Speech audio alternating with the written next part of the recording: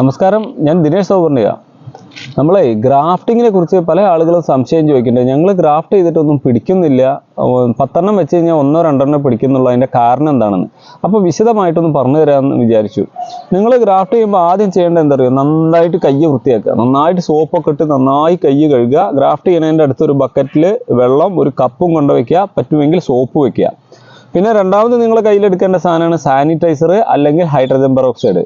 ഈ 2 സാധനം വേണം. പിന്നെ അതേപോലെ മുറിയൊക്കെ വെക്കുന്ന പഞ്ഞിൽ, മുറിക്കൊക്കെ വെക്കുന്ന കോട്ടൺ എന്ന് പറയുന്ന അതും കുറച്ച് വേണം. പിന്നെ ഗ്രാഫ്റ്റിംഗ് ടേപ്പ്, ഗ്രാഫ്റ്റിംഗ് റിബൺ, ഇതൊക്കെ ഞാൻ പറയുന്നുള്ളൂ. ഇപ്പോൾ കാണിച്ചു തരാം. എൻ്റെ കയ്യിൽ കയ്യിൽ ഇവിടെ ഇല്ലാണ്ടാണ്. അത് കഴിഞ്ഞാൽ നിങ്ങൾക്ക് വേണ്ടത് ബ്ലേഡാണ്. ബ്ലേഡ് നിങ്ങൾ ഉപയോഗിക്കുന്നത് ഈ ബ്ലേഡ് ആയിരിക്കും. അപ്പോൾ ഈ നമുക്ക് പറയാം, നമ്മൾ കൈ നന്നായി കഴുകുക. നമ്മൾ കൈ കഴുകാതെ ചെയ്താലുള്ള കുഴപ്പം, കയ്യിലുള്ള നമ്മൾ ഈ കമ്പ് പിടിക്കുന്നു, ഗ്രാഫ്റ്റ് ചെയ്യാൻ മുറിക്കുന്നു, നമ്മളെ കയ്യിലുള്ള അണുക്കൾ ആ ഗ്രാഫ്റ്റിംഗ് ഏരിയയിലേക്ക്, സർഫസിലേക്കൊക്കെ ബാധിക്കും. കയ്യിൽ അണുക്കൾ ഉണ്ടെങ്കിൽ, ചളിയോ അഴുക്ക് എന്തെങ്കിലും ഉണ്ടെങ്കിൽ അത് ബാധിക്കും. അപ്പോൾ കൈ ആദ്യം വൃത്തിയാക്കി വയ്ക്കുക. ഗ്ലൗസ് യൂസ് ചെയ്താൽ നല്ല, ഇതിൻ്റെ ലിക്വിഡ് അത്ര നല്ലതല്ല. അപ്പോൾ അതേപോലെ മുറിക്കുക, ആ ലിക്വിഡ് തുളച്ച് കളയുക. മുറിക്കാൻ ഉപയോഗിക്കുന്ന കത്തി ഇത് ഉപയോഗിക്കരുത്. ഈ കത്തി ഉപയോഗിച്ച് കഴിഞ്ഞാൽ എന്താ, ഒരു തവണ മുറിച്ച് കഴിഞ്ഞാൽ അതിൻ്റെ മേലെ കറുത്ത കളറിൽ കറ പിടിക്കും. ഈ കറ പിടിച്ചു കഴിഞ്ഞാൽ അടുത്ത ചെടി നിങ്ങൾ മുറിക്കുന്ന സമയത്ത്, നിങ്ങൾ ഇതിൻ്റെ മേലെ വെക്കാൻ വേണ്ടി പുതിയൊരു ചെടി മുറിക്കാൻ പോലെ, ആ മുറിക്കുന്ന സമയത്ത് അതിൻ്റെ മേലേക്ക് ഈ കറ അങ്ങോട്ട് പിടിക്കും. പിന്നെ ഗ്രാഫ്റ്റ് ചെയ്ത ആ സയോണിൻ്റെ മേലെ അത് ഒട്ടി നിൽക്കില്ല, ഭാഗം ഒട്ടി നിൽക്കാനുള്ള സാധ്യത വളരെ കുറവാണ്. കാരണം ഈ കറ അത് അറ്റാച്ചായി. അപ്പോൾ അതുകൊണ്ട് ഈ കത്തി ഉപയോഗിക്കാതിരിക്കുക എന്നുള്ളതാണ്. തെർമോക്കോൾ മുറിക്കാൻ ഉപയോഗിക്കുക ഇങ്ങനത്തെ കത്തി, അല്ലെങ്കിൽ ഇങ്ങനെ സ്ലൈഡ് ചെയ്യുന്ന കത്തി ഉപയോഗിക്കരുത്. ഞാൻ ഏറ്റവും സേഫായിട്ട് നിങ്ങളോട് പറഞ്ഞത് നമ്മളെ ഷേവിങ്ങിൻ്റെ ബ്ലേഡ് ഉണ്ട്, ഡബിൾ സൈഡ് ആയിട്ടുള്ള ബ്ലേഡ്, സാധാരണ 2 രൂപ കൊടുത്താൽ കിട്ടുന്ന ബ്ലേഡ്. അത് ഉപയോഗിച്ച് കഴിഞ്ഞാൽ അത് സ്റ്റെയിൻലെസ് സ്റ്റീലാണ്. അത് നിങ്ങൾ പിന്നെ എത്ര തവണ ഉപയോഗിച്ചാലും തുരുമ്പ് പിടിക്കില്ല. അപ്പോൾ എന്താ ഇതിൻ്റെ ബ്ലേഡ് എടുക്കുക, ആ ബ്ലേഡ് നന്നായി ഒന്ന് വാഷ് ചെയ്യുക, അല്ലെങ്കിൽ ഹൈഡ്രജൻ പെറോക്സൈഡിൻ്റെ വെള്ളം ഒരു പാത്രത്തിൽ ലേശം ഒഴിച്ചു വെച്ചിട്ട് അതിലൊന്ന് മുക്കിയെടുക്കുക. കുടഞ്ഞു കളഞ്ഞതിന് ശേഷം മുറിച്ച് നമുക്ക് വേണ്ടത് ഇനി ഇതിൻ്റെ മേലേക്ക് വെക്കുക. ഒരു കഷ്ണം എടുക്കാൻ പോകണ്ടേ, നല്ല ചെടീൻ്റെ ഒരു കട്ടിങ് അല്ല ഇതുമ്പോൾ വെക്കുക.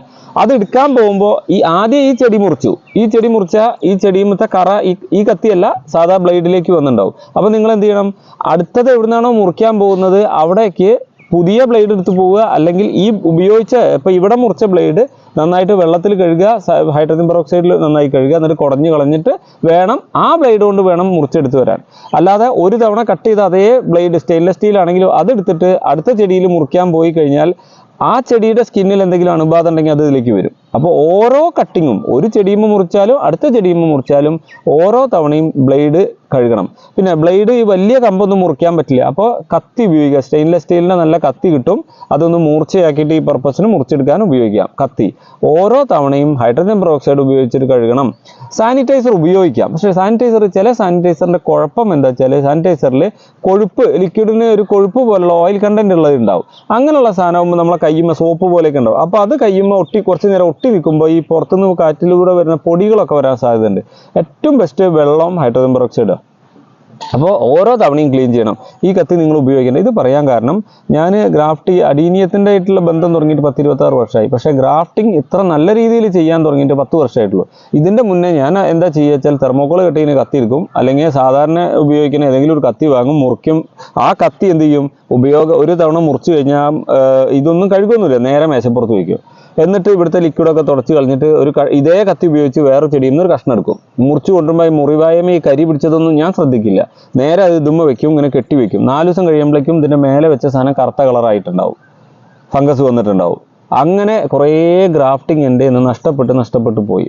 പിന്നെയാണ് നമ്മളത് വ്യക്തമായി മനസ്സിലാക്കിയത്, അണുവിമുക്തമായി ഒരു ഓപ്പറേഷൻ തിയേറ്ററിലെ സെറ്റപ്പ്, ഒരു തരത്തരം അണുക്കളും ഇതിൽ വരാൻ പാടില്ല. അപ്പോൾ നമ്മൾ ഓരോ തവണ കൈ കഴുകണം. ഗ്ലൗസ് ഇട്ട് കഴിഞ്ഞാൽ ഗ്ലൗസോട് കൂടി കഴുകുക. പിന്നെ ഇതിനുപയോഗിക്കുന്ന കോട്ടൺ, ഇത് തുടയ്ക്കാൻ ഉപയോഗിക്കുന്ന കോട്ടൺ ഏതെങ്കിലും വൃത്തിയില്ലാത്തൊരു സ്ഥലത്ത് വെക്കരുത്, ഒരു ബോക്സിലിട്ടിട്ട് അടച്ച് വൃത്തിയായിട്ട് വെക്കുക. ഗ്രാഫ്റ്റിംഗ് റിബൺ, ഗ്രാഫ്റ്റിംഗ് ടേപ്പ്, അതൊക്കെ പ്ലാസ്റ്റിക് കവറിൽ നല്ല കെട്ടി ഭദ്രമായിട്ട് പൊടി കിടക്കാത്ത രൂപത്തിൽ വെക്കുക. ആവശ്യമുള്ളപ്പോൾ പുറത്തേക്ക് എടുക്കുക, തിരിച്ച് അതേപോലെ പൊടിയൊക്കെ തട്ടിയിട്ട്, പൊടി ഉണ്ടെങ്കിൽ പൊടി തട്ടിയിട്ട് വീണ്ടും അതിലേക്ക് വൃത്തിയാക്കിയിട്ട് എടുത്ത് വയ്ക്കുക. ഒരു അണുവിമുക്തമായ അന്തരീക്ഷത്തിലാണ് നമുക്ക് ഗ്രാഫ്റ്റിംഗ് ചെയ്താൽ ശരിയാവുള്ളൂ. വെറുതെ കത്തിരുത്, ഏതെങ്കിലും കത്തിയല്ലോ. അപ്പം ഇനി അടുക്കളയിൽ ഉപയോഗിക്കുന്ന കത്തിയാണെങ്കിൽ അത് മതി, പക്ഷെ അടുക്കളയത്തെ കത്തി ഇരിക്കരുത്. അതേ കത്തി മാർക്കറ്റിൽ നിന്ന് അങ്ങനത്തെ കത്തി വാങ്ങിയിട്ട് മൂർച്ചയൊക്കെ കൂട്ടി ഓരോ തവണയും ഇത് ക്ലീൻ ചെയ്യുക എന്നുള്ളതാണ്. ഇപ്പോൾ അധിക സ്ഥലത്തും ഞാൻ ഈ ഗാർഡനിലൊക്കെ വിസിറ്റ് ചെയ്യുമ്പോൾ നമ്മൾ കാണാം, ഗ്രാഫ്റ്റ് ചെയ്ത് കഴിഞ്ഞാൽ ആ കത്തി അവിടെ ഇടും. അപ്പം ഞാനും ഈ കത്തി, ഇങ്ങനത്തെ കത്തിയാണെങ്കിൽ ഇവിടെ തന്നെ ഇടും.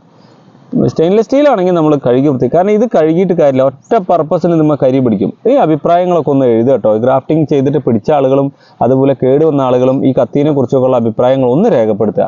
അപ്പോൾ നിങ്ങൾക്ക് അഡീനിയം വീഡിയോ ഇഷ്ടപ്പെടുന്നുണ്ടെങ്കിൽ നിങ്ങൾക്ക് വീഡിയോയ്ക്ക് താഴെ കമൻറ്റ് ചെയ്യാം. സംശയമുള്ള ആളുകൾക്ക് അഡീനിയത്തിൻ്റെ കത്തീനെ കുറിച്ച്, പിന്നെ ഗ്രാഫ്റ്റിംഗ് ടേപ്പിനെ കുറിച്ച്, ബെഡിങ് റിബണെ കുറിച്ച്, ഹൈഡ്രജൻ പെറോക്സൈഡിനെ കുറിച്ച്, ഇതിനൊക്കെ എന്തെങ്കിലും സംശയം വാങ്ങാനോ സംശയങ്ങളോ ഉണ്ടെങ്കിൽ കോൺടാക്ട് ചെയ്തോളൂ. താങ്ക്